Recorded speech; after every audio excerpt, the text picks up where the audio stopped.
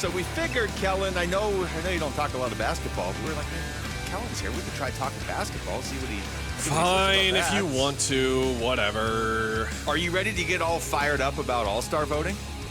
No, not really, honestly. It's kind of a weird change of pace, right? Which is sort of, I think, the whole point of the conversation, right? We used to get so fired up about this stuff. Like, Devin Booker has been snubbed. We're supposed to be disrespect. We're supposed to be really mad when he gets snubbed next week, and we're just kind of going to shrug when it happens, probably, right? Yeah, we are. I'm trying to figure out why that is.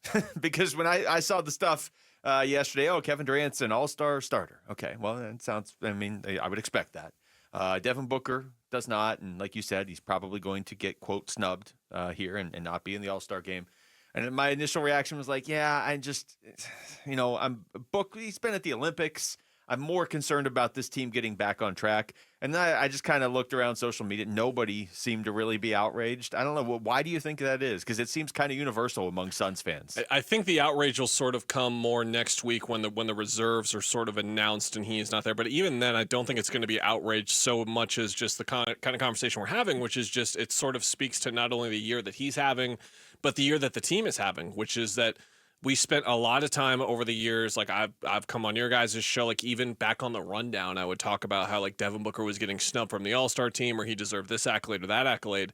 I don't think this is one that many people are really going to go to bat for, not only because of the season that he's having, but the season the team is having. I think the thing that often needs to happen, and there are like several weird unwritten rules with All-Star teams. It's like Cleveland is going to have 2 All-Stars. Oklahoma City is going to have 2 All-Stars. When you're at the top of the conference, that far ahead of everyone else, you're going to have at least 2. Some people want to give you 3 sometimes. Remember when we were talking about Mikal Bridges, like he could be an All-Star maybe? Like that was sort of happening when they were winning 64 games. So Book is not having that outlandish, insane season. He's not having a Devin Booker season sort of even this year.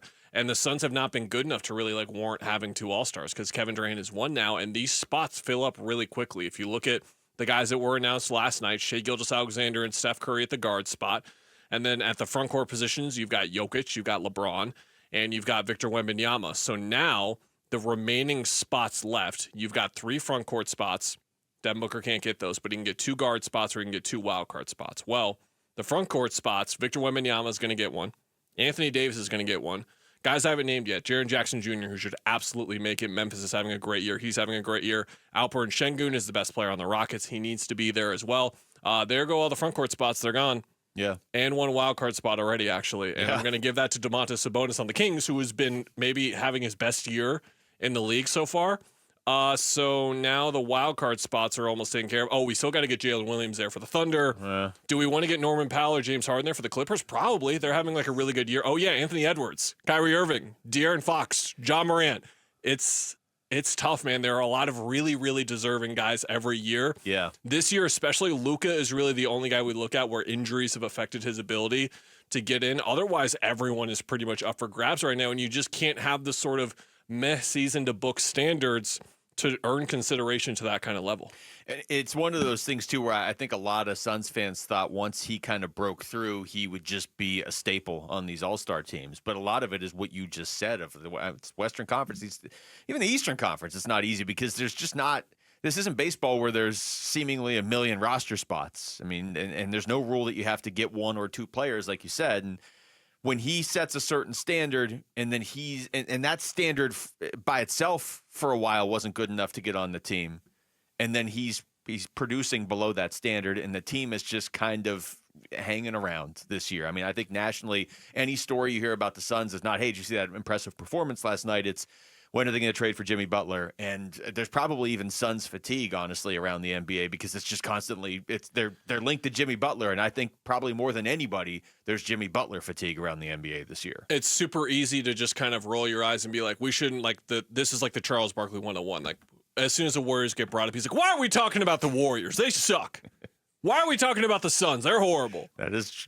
It's that kind of thing. And like the right Lakers, Warriors, and Suns are all 3 teams that are perpetually in that national conversation, and yet they're not having that great of years. I think the Lakers are starting to piece some things together and might sort of get into that second tier below OKC where it's just like everyone else is sort of there. Denver's risen up there in the last couple of weeks. Like, by the way, Russell Westbrook kind of having like a phenomenal season. It's like the fourth time that he's been written off, and yet he continues to do this. Like, have some respect for one of the greatest of all time, please. People think he's retired 3 times. It's just nationally, we've retired him 3 times, and he keeps coming back and producing. I remember coming on like your guys' show and other shows going into that Clippers series, and I was like, man, Russell Westbrook is like a thing. And then he went out and had that kind of season where he was indeed a problem. To go back to Book, I think that the main thing that he has always told us he cares about, which isn't going to be like a factor even if it was like low and he was ranked lowly, is just the respect of his peers. He's always said that, right? And if you look at the results, there's the player ranking, the fan ranking, and the media ranking and the voting. Book was 5th among player voting for guards. He was behind Shea, Steph, Anthony Edwards, Kyrie Irving, and that's it. And then it was him. He was 9th in the fan vote, and he was 11th in the media vote. Those are 2 votes he doesn't really care about as much. It's more the respect of his peers. But to your point, I wouldn't be shocked if he makes it, because what happens with all-star voting and what we saw and rolled our eyes at is like when Book wouldn't make it, it's like, seriously, like Klay Thompson's getting in again. Like, he's just not really having that great of a year based on his name. But he just gets in every year and people are used to voting for him as an all-star. And these are the coaches who are trapping Devin Booker every night, who are like, Devin, like, I don't care that he's having a down year. It's Devin Booker. He's an all-star. What are you talking about? Headache to play against. You look at like someone like a Jaren Jackson Jr., someone like an Alperen Şengün. I still think coaches are going to reward how well those teams have played, but maybe he gets in over someone like Ant. Maybe he gets in over someone like Kyrie. But like, it's just crazy how the condition for Book to get in is going to have to be like Anthony Edwards is not an all-star this year, or Kyrie Irving is not an all-star this year. But again, one of those conditions could be Devin Booker is not an all-star as well. Translation here being, if you're a diehard basketball fan, love basketball as much as I do, it's a fantastic time to be a basketball fan with how much talent there is across the league. High-end talent. Yeah, that is a fair point. Like, the NBA is pretty loaded at the top, and you're right. There's probably a year or 2 in there Devin Booker should have made the All-Star where he didn't, and maybe he gets paid back for it this year, because the other part of this is he was a very prominent part of the Olympic team. So it's not. He's not fighting the sort of the unknown that it seemed like he fought earlier in his career, where people were like, oh yeah, Devin Booker, he's decent, but look at all these all-stars.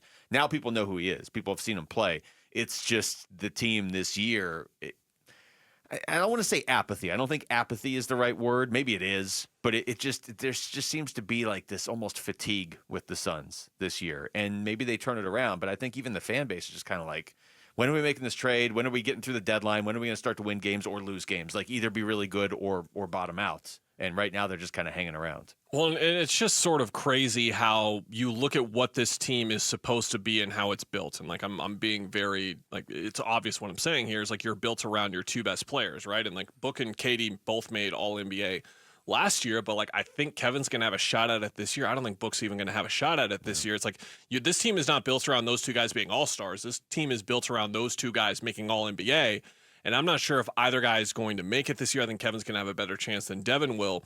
But even in this kind of situation, like, Kevin was going to be an all-star no matter what, but there were several smart basketball people who went out and picked their all-stars and did not have either guy on the list, which is just indicative of where their season has sort of gone into a tailspin over the last 2 months. Yeah. Thanks for watching Wolf and Luke. Tap to see more and click the button in the middle to subscribe to Arizona Sports.